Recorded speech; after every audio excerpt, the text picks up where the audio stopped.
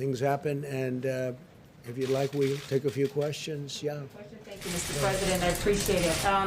Kaylee said earlier today that you've been working around the clock, so there's no delay to get these enhancement unemployment payments to Americans. Yeah. Can you give me your timetable? Are we talking next week, 2 weeks, a month? Steve, what do you think? Within the next week or two, we think the states will be able to execute. So, Mr. Secretary, you're saying when? I think within the next week or two, most of the states will be able to execute. Got it. And By the most way, of the the states. gentleman, you know everybody, you know Russell, you know, but this is Scott Atlas, do you know that, right? Scott is a very famous man who's also very highly respected, Stanford, and he's working with us and will be working with us on the coronavirus, and he has many great ideas, and he thinks what we've done is really good, and now we'll take it to a new level. And so it's great to have Scott working along with us, and we appreciate it very much, Scott. Thank you very much. Really, we've had some great discussions. To follow up on that, Mr. President, if you don't mind, you mentioned the states. Have all the governors sign on to this? We just had a meeting with the governors, and they were very anxious to get money for the people in their states. And if they, depending on the state, we have the right to do what we want to do. We can terminate the 25%. Or we don't have to do that, so we'll see what it is. Depends on the individual state. But a lot of money will be going to a lot of people very quickly. And I've instructed the Secretary of the Treasury to move as quickly as he can, right? So we'll get it done. Yeah, please. I have a question about coronavirus. I wanted to just ask you to be clear on the incident outside. There's a fairly significant perimeter around the White House. Does it concern you at all that someone who was armed was able to get so close that you needed to be removed from the briefing room? Well, I don't know if he was close or not, he or she. I don't know if it was a he or she. But I have such confidence in these people. They're so good. And I don't think the person breached anything. It was on the outside ground. So I don't believe anything was breached. I asked that question. So they were relatively far away. On coronavirus, 97,000 children tested positive for coronavirus in the last 2 weeks in July, according to the American Academy of Pediatrics. Does that give you any pause about schools reopening for in-person learning? Because they may have, as you would call it, a case. It may be a case, but it's also a case where there's a tiny fraction of death, tiny fraction. And they get better very quickly. Yeah, they may have it for a short period of time, but as you know, the seriousness of it in terms of what it leads to is extraordinarily small, very, very much less than 1%. So do you still Jonathan, believe that children are essentially immune? Yeah, I think that for the most part they do very well. I mean, they don't get very sick. They don't catch it easily. They don't get very sick. And according to the people that I've spoken to, they don't transport it or transfer it to other people, or certainly not very easily. So, yeah, I think schools have to open. We want to get our economy going. We have incredible numbers despite this. If we could get this going, I think it's a very important thing for the economy to get the schools going. Jonathan, go ahead. Thank you, Mr. President. In Ohio a few days ago, you said, I'll quote, Joe Biden has hurt God. He's against God. The Vice President has said that he's a man of deep Catholic faith, and he's credited for helping him endure some immense personal tragedy. So, sir, what did you mean by that when you say that Joe Biden has hurt God or is against God? Well, if you look at the manifesto that they've come up with, and if you look at their stance on religion and things having to do very importantly with aspects of religion and faith, I don't think a man of deep religion would be agreeing to the Bernie Sanders plan. You take a look at what they have in, and you just you can't put that into the realm of a religious group of people. I will say that, and I think it's one of the reasons why, if you look at polls, which I'm not a big believer in polls, I wouldn't, if I was, I guess I wouldn't be standing here right now. And by the way, our poll numbers are going up very rapidly, as you know, and Joe's are going down very rapidly. He'll have to come out of the basement, it looks like, pretty soon, because that, it's one of those things. But no, if you look at the manifesto, I call it the manifesto, a lot of people are calling it the manifesto. My opinion, it's further left than where Bernie was before. So normally he'd be left and you'd bring it somewhere a little bit toward the center. But some of the things that they have down there, and I'm not only talking in terms of religion, I'm not talking even in terms of religion, but some of the things they have in the agreement made, and this was an agreement made by Bernie Sanders and Joe, it's a terrible thing. It would be a terrible thing for our country. It will destroy our country. We will go into a depression. We will put on regulation. We will double and triple taxes. It will be terrible for health care, just terrible. You'll have 180 million people lose their health care. It will be a terrible, terrible thing for our country. Okay, yeah, please, Jeff. Thank you, sir. I'd like to ask you a question about something you said in Bedminster as well. You said that you're planning to issue an executive order to ensure that health insurance companies prevent or cover people with Yes. pre-existing conditions, and you said that that had never been done before, but that's not the case because that is the law under the Affordable Care Act. So my question is, why do you need to issue an executive order no. for law that is already Yeah, existing? but I didn't say, I said as an executive order. As you said as an executive order, it hasn't been done before. We want to be able to assure people that pre-existing condition is always taken care of. As you know, we've done tremendous things having to do with the individual mandate. We got rid of the individual mandate from Obamacare, which really ended Obamacare as it would be officially known, because the individual mandate was the biggest part. It was also the most unpopular part, where you pay for a terrible privilege of overpaying for insurance. You pay not to have to pay for your health care. And that was a disaster for people and a very unpopular. That was called the individual mandate, and we terminated that and officially terminated that. And that was something that we have been given thanks for by many, many people.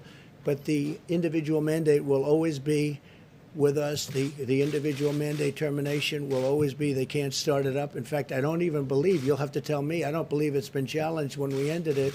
And pre-existing conditions, the Republicans are 100% there. And I'll be issuing at some point in the not-too-distant future a very strong statement on that, probably in the form of an executive order. Why do you need, sir, to do an executive order if it's already a part of existing Just a double law? safety net, and just to let people know that the Republicans are totally, strongly in favor of pre-existing condition, taking care of people with pre-existing conditions. It's a signal to people. It's a second platform. We have pre-existing conditions will be taken care of 100% by Republicans and the Republican Party. I actually think it's a very important statement. Yes, please. Mr. President, do you still intend to try to hold an in-person G7 meeting in the United States at some point in August and September? And have you already sent out invitations to do so? No, we haven't sent out invitations. We're talking to them. As you know, I was on the phone with many of them yesterday with respect to Lebanon, which is truly one of the saddest, most catastrophic things I've ever seen. And they have no idea how many people have died. They're having revolution right now in that country. It's just a terrible thing. But I was yesterday, 8 o'clock in the morning. We had our time. We had a big teleconference call. Some of those people were there.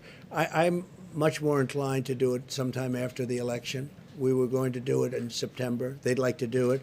We could do it through teleconference, or we could do it through a meeting. But I sort of am now suggesting, I told my people yesterday actually, why don't we do it sometime after the election when things are a little bit, you have a little more time to think about it, because it's very important.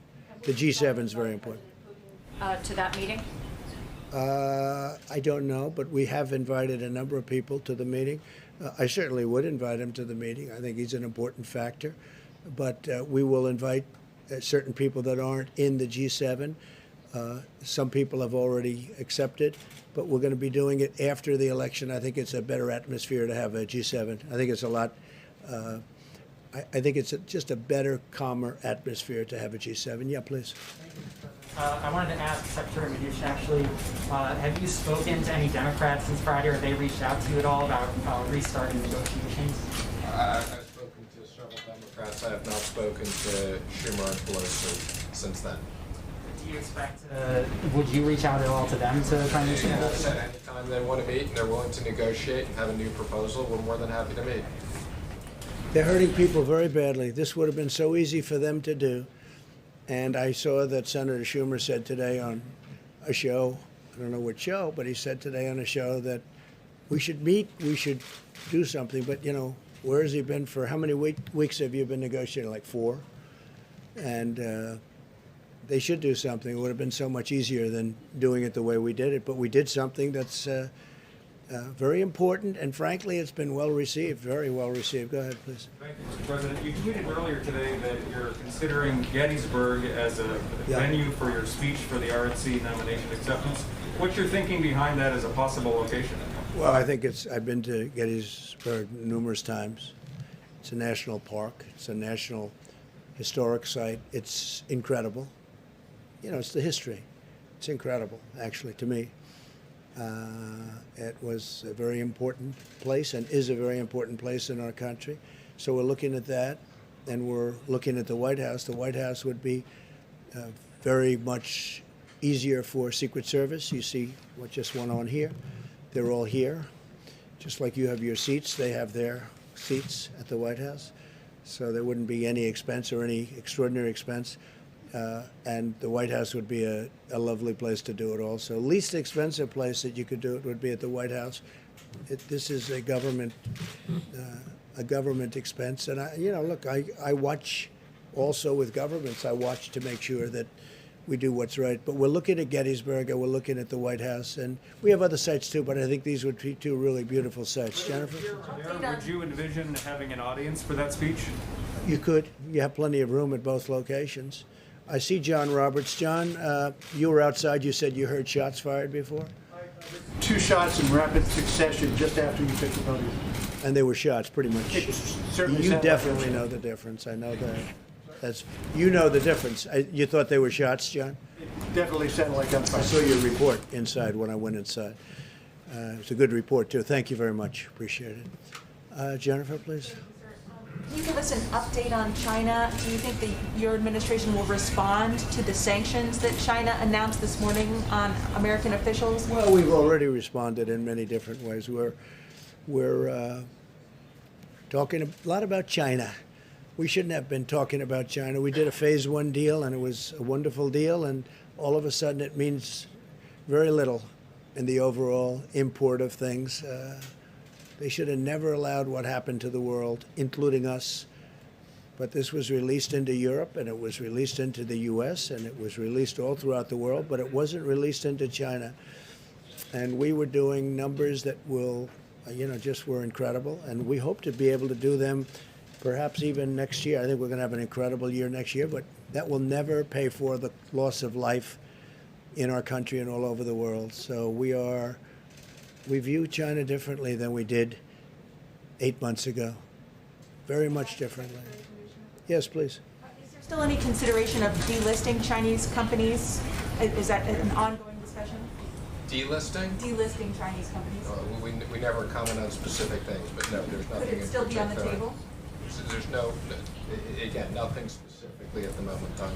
Are you talking about delisting? From the US Companies stock on the exchange? exchange? Yes. Oh, I'm sorry. Yes, so just to be clear, we did make the recommendation, and the SEC will be putting out, yes, as of the end of next year, if they do not fully comply, and that's Chinese companies, any other companies, they all have to comply with the same exact accounting, or they will be delisted on the exchanges. I thought you meant sanctions. I was confused when you said delisting. And Jennifer, we're also talking on the WTO, the World Trade Organization. China's treated much differently than we are.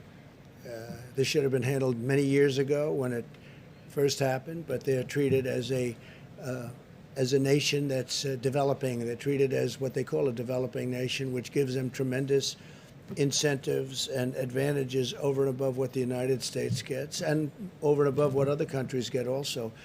This is a developing nation? I don't think so. I don't think for purposes of what we're talking about it should be.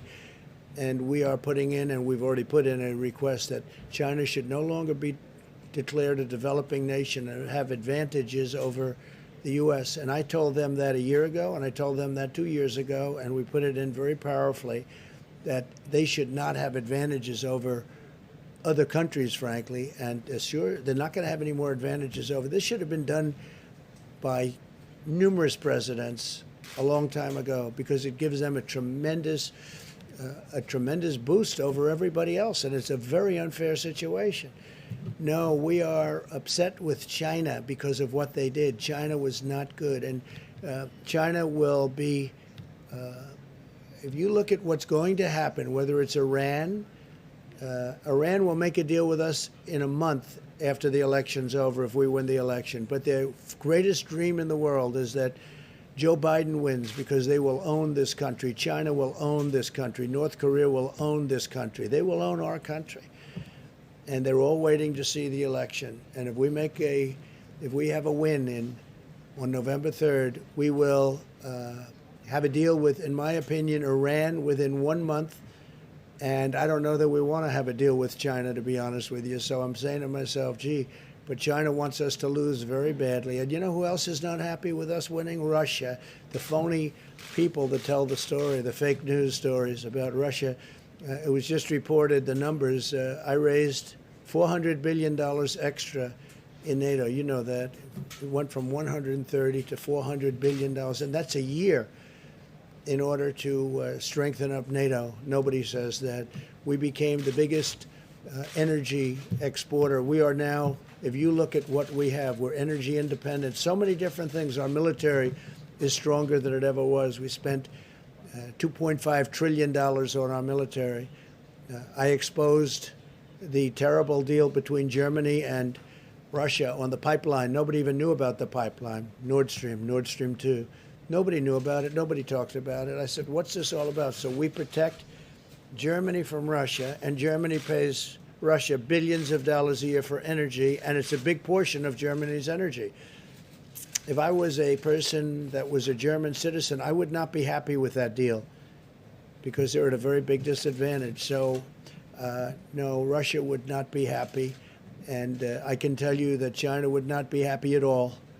We've taken in tens of billions of dollars. There's your head of the Treasury, Steve, right?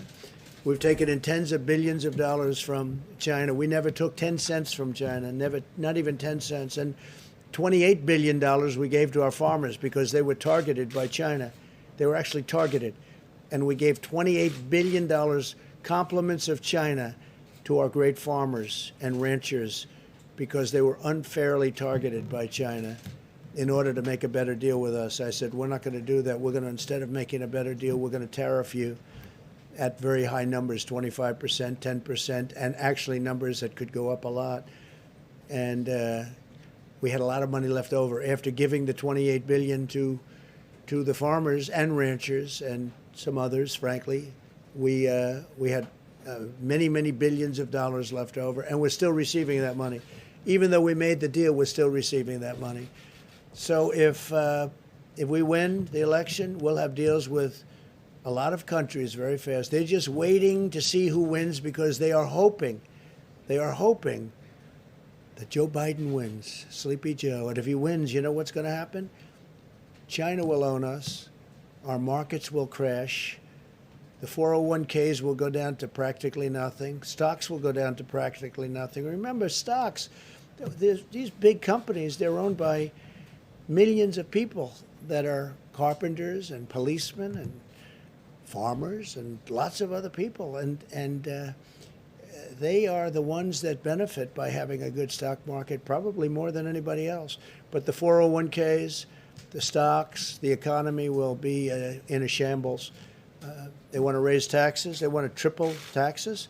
They want to raise the corporate tax, but they want to raise all taxes. Ultimately, they can't pay for what they want to do anyway. And what they're going to do is destroy your health care and destroy so many other things. We're going to have 180 million people that are so happy with their private health care, they're going to lose it under this crazy plan that these people are proposing. So you will have a crash like you've never seen before. And I've been very good at predicting these things. Yeah, please, go ahead. Thank you, Mr. President. You just mentioned President Putin and the possibility of inviting him here because he's important. Your own Director of National Intelligence has said that Russia is currently planning or actually meddling in the election. Have you raised that directly with Putin ever? They said China, Russia, Iran, and probably others. but because of the fake news, they seem to think Russia plays the best. Yeah, no, it's not me. So what they do, it's all right. Well, I'm just saying the way the politicians look. The other day they said the three countries, they said China and Russia and Iran, and some reporter got up and said, Russia is meddling. I said, well, didn't it mention China and Iran? Why didn't you mention them too? So I don't know. You know what I'm telling you? I'll tell you who's meddling in our elections. The Democrats are meddling by wanting and insisting on sending mail-in ballots where there's corruption all over the place. If you check what happened in New York, a small, relatively small race with Carolyn Maloney, and they called her the winner the other day because I was mentioning it at conferences and getting a lot of action on that statement. So they called her, they declared her the winner, and they have no idea who won. And the person, her opponent, is very angry. But they had mail-in voting, and they had hundreds and I think even thousands of ballots that are missing, that were fraudulent. Take a look at the Carolyn Maloney race. Take a look at Paterson, New Jersey.